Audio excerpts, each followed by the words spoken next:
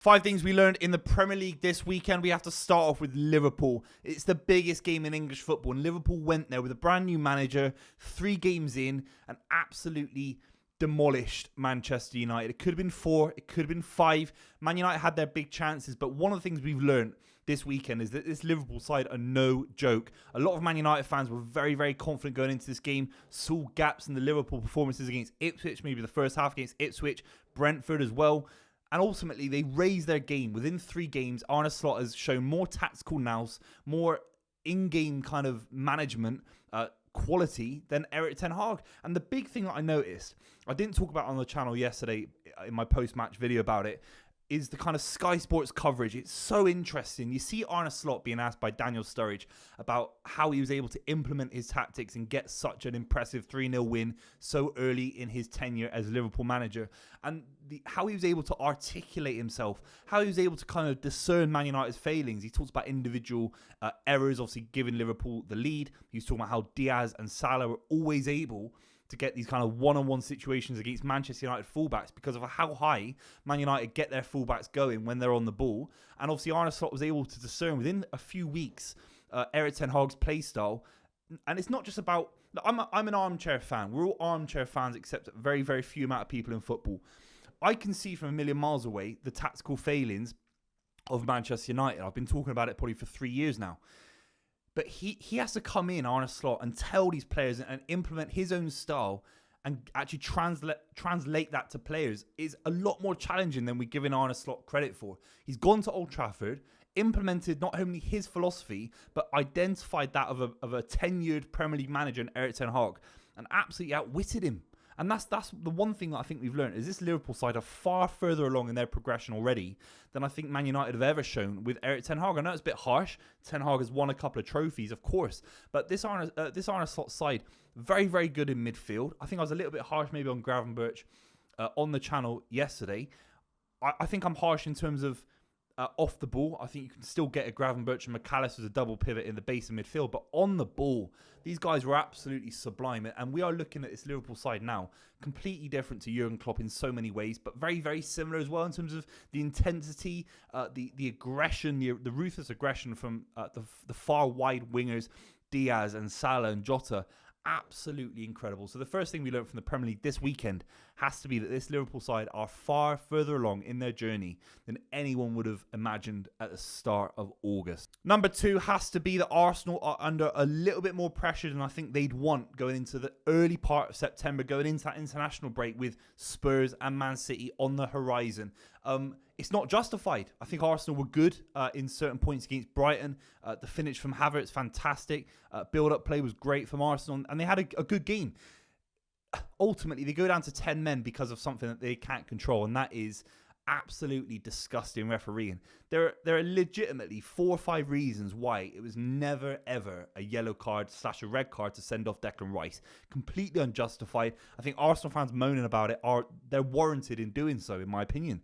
The first one is the ball's moving, so it's not even a free kick that he's interfering with because a free kick can't be a moving ball, obviously. The development challenge itself, the fact that Pedro wasn't kind of given a similar kind of booking. And the big one is that referees have to be subjective. They have to realise the tone, the nature of certain football players and the nature of what is going on. If Declan Rice picks up the ball and boots it into the stand, boots it into a football player, then yes, that is a deemable, a yellow card offence in my opinion. But Declan Rice has never been sent off in his career. You've got to realise that he was just nudging the ball away because maybe it was a little bit too close to him. I thought it was an absolute disgrace. And Arsenal now, again, we can debate if they were good enough to win the game or they should have got 3 points or whatever. I tweeted that, ultimately Arsenal have to win these games at home against Brighton. They weren't helped by the referee. I've just said that. But still, you have to beat these sides at home. 3 points at home at Brighton. You have to have it. You have to take it because now, Arsenal are 2 points behind a City side without Phil Foden. Ilkay Gundogan's just come into the fold, so he's another fantastic player. Rodri's not had a kick. Haaland's arguably just starting off, and he's already got 7 goals in 3 games. We'll talk about that in a minute. And they're 2 points behind. If they lose to City, if they lose to Spurs without a Declan Rice, Arsenal are under a lot of pressure.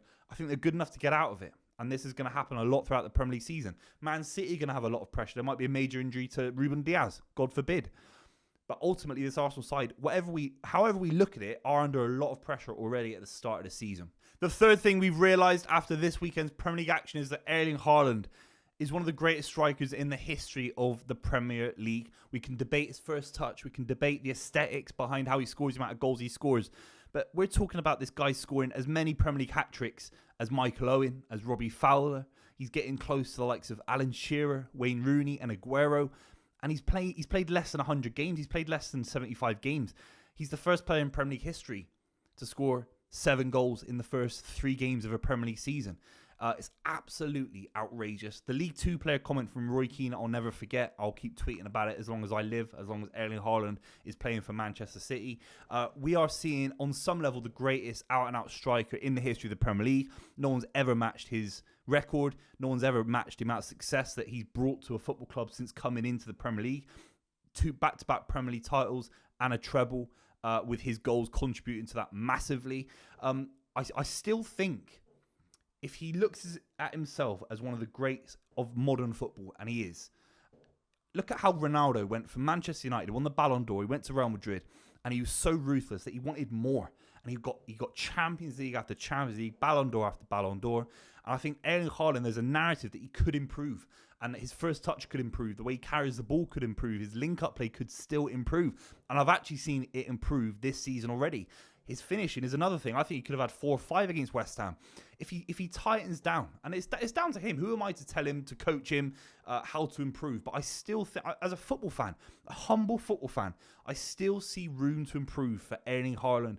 I still see a guy that could score more goals, be far more ruthless. He missed a header in the first half against West Ham.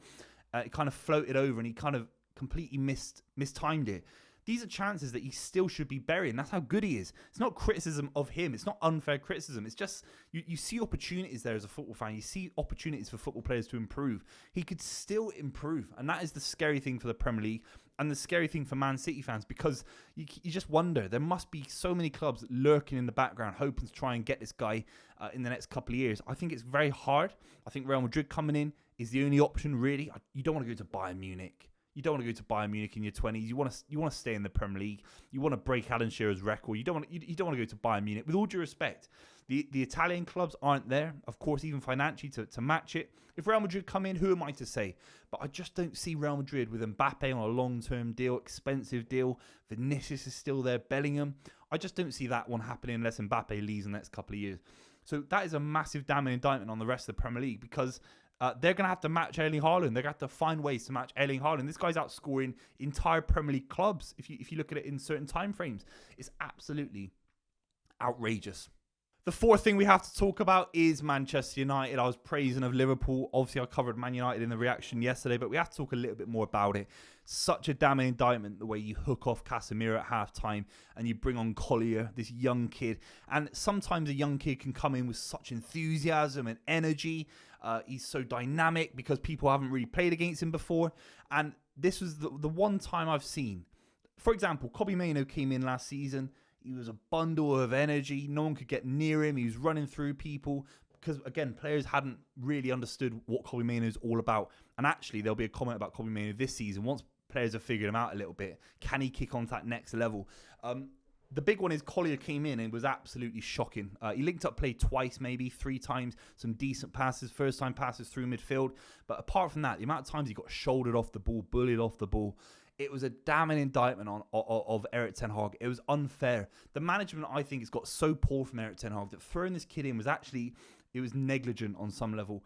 He isn't at the level developmentally, I think, to be playing against Liverpool when you're getting battered at Old Trafford with boos going towards Marcus Rashford. I think Collier was so symbolic of Erik ten Hag's failings. I know there aren't many options in midfield. I know Ugarte isn't available to play for Manchester United. But throwing him on, I just thought was the damning indictment for Erik ten Hag. It was such a failure on so many levels. You don't play players like that when you're losing against Liverpool at half time. It is just crazy to me. Obviously, it's a comment on Casemiro as well. Absolutely shot. His legs have gone. His ability on the ball's gone. Some defensive midfielders can sit there and spray balls and not have the legs anymore. Need a bit of protection around them. He's actually lost his ability on the ball. And I think Man United are in a world of pain. And finally, we have to talk about Everton. It's one of the worst comeback losses ever. I mean, you're 2-0 up, Goodison Park, and you can't lose to Bournemouth 3-2. I think I predicted him on this channel that Bournemouth would win the game. Bournemouth go into these kind of games against Everton now as favourites. I'm a massive fan of Sean Dyche. I'm a massive fan of what he's done, particularly the defensive record last season for Everton was fantastic. But the way he came out after the game and sort of said that he could smell a loss, he could smell the fear of Everton players. I think he's under more pressure than he's ever been. I don't think it's justified. I think if Everton keep Sean Dyche, they're guaranteed survival in the Premier League. But Everton fans are going to have to let me know in the comments down below. Is it worse than maybe I'm seeing as a neutral towards Everton? But it is very, very bad. The nature of collapse for Everton was so poor. And the nature of their first two results in the Premier League, so flat, so off it. And maybe lacking a little bit in the transfer market. I know Untied came in that I thought was exciting, but maybe they just weren't supported enough in the transfer market, and maybe that's an ownership issue again for Everton. But the fifth thing we learned is that Everton are in a really, really bad place, and maybe the international break hasn't come soon enough. Thank you very much for watching. Make sure you subscribe to the channel. Leave your thoughts down below, and I'll see you very, very soon.